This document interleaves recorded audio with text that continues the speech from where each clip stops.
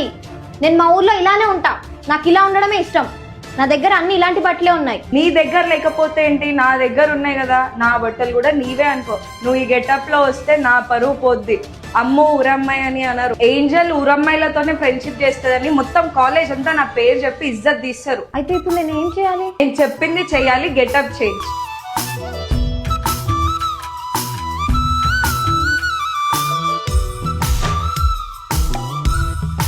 మట్టి వాసన గుర్తుంచుకోని తండ్రి ఆసే దాగుందిగా.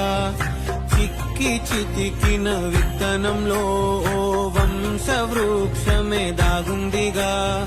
తరతరాల చెమట చుక్కలు లాల పోసెను భూమికే బాధ్యతగా కొనసాగినాదో.